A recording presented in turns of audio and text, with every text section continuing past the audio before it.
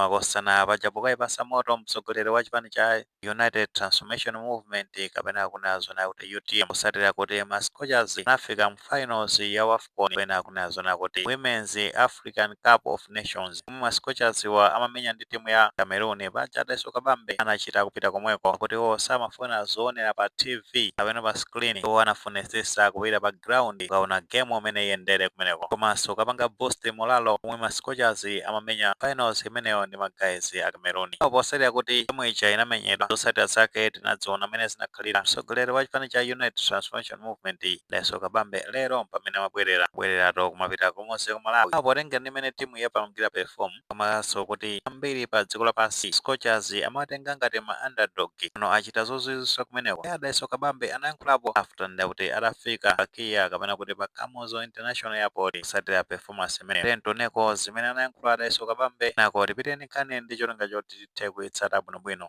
Going to Morocco, and indeed many other Malawians that are traveling now. If you go to any commercial bank in the country to say I'm traveling outside the country, they'll give you a maximum of $200, meaning that the country doesn't have any forex at all. But maybe also senior people, they may be giving up to a maximum of $1,000. So the country is short of foreign exchange. Here we are, Scorchers have brought in $700,000 of foreign exchange. But also not only that, they have put Malawi on the map, meaning that more people now want to be interested to see Malawi. And we should be able to see a lot of tourists coming to Malawi because the Scorchers have put us on the map. As I've already said and highlighted, that episodes in the past have put us on a path where people can see us and can know us. So Scorchers have just done that. So there is a big economic impact that we should expect out of us being the second best female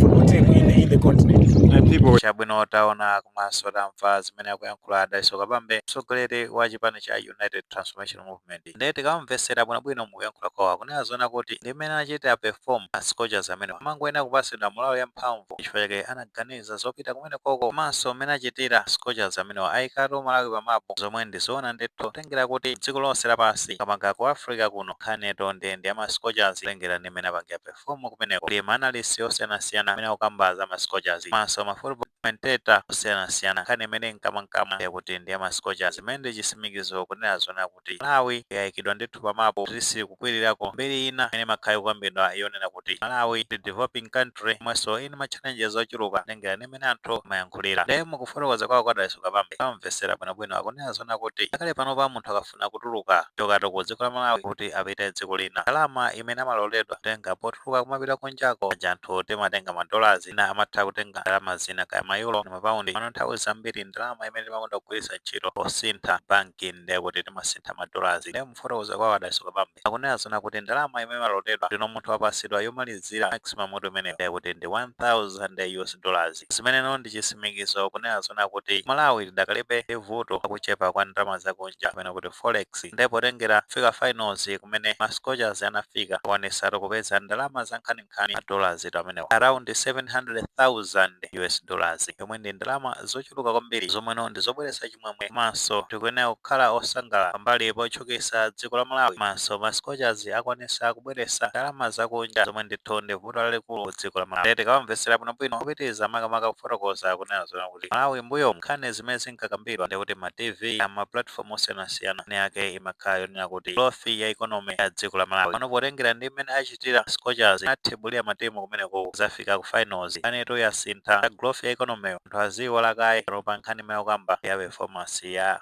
Malawi ku AFCON pa dziko lonse lapansi akunena zona kuti tikuyenera kuwalimbikitsa ma Scorchers chifukwa chonena kuti kupititsa patali mbiri ya dziko la Malawi paja ma Scorchers azibwerera mawa kumudzi ku Malawi omwe alandiridwe ngati ndithu mahero kutengera ndi history yomwe apanga kamakapa pamene apanga qualify mu 2027 FIFA Women's World Cup imene ikachitikire ku Brazil mchaka cha 2027 komanso ndi imene apangira perform ku AFCON sichinali cha masewera ayi achita chamuna ndithu ma Scorchers paja tikatsata bwinobwino imene ma Scorchers mascochas azifika ku Malawi kudzera kwa Muzu International Airport kuti ndi half free kugawo cha kumasana nkhani yake ndi imene lino kukhala and hails welcome imene ichitike pali menere ku Muzu ku Malawi paja tikatsata bwinobwino makosana onzera lodongosolo kuli kukhala parade choka ka Muzu International Airport kusapaka nengo paka ndithu chakwera 18 uko masatsereka akafika amene mascochas akafikire nkupumula kumeneko nde parade imene kukhala convoy yomwe ikasogozedwa ndi apolisi komanso a Malawi Defence Force ndi paja Football Association of Malawi Lilongwe City Council a Malawi National Council of Sports a National Bank ja National Bank the official sponsor wa magazi amene wa mascochas osewa ndithu akhali kumeneko ipasa moto pomwe mascochas azifika dziko la Malawi ndi akupempha ndithu mafanzi kuti mawa akasonkhane kumeneko ipasa moto pamene hails ifika kumuzi ku Malawi ndi mmene nkhani zake ziyendere kumeneko ayendethu makosana yamikiri paja performance yabwino imene mascochas achita ku AFCON ifatu tenezona china chinthu chophweka agwira ntchito yotamandika kwambiri akale panopa asamba mchezo mu nkhani pena paliponse ndi kuti akamba za mascochas even though zinati kufuta ku mafinals komabe achita ndithu chamuna azimayi amene amakasa upatengera kuti ambiri samayembekezera kuti angapange perform ngati mene apangira sizokhazo ayi kukhudzana ndi chuma chimene abweresa ku dziko la Malawi kapena kufotokozera Daiso Kabambe kuti dziko pangabe struggle ene kukhuza ndi forex so kupita kumeneko kupanga perform bwino kubweretsanso ndalama za nkhaninkhani ngati zimene patu ndalama zimenezi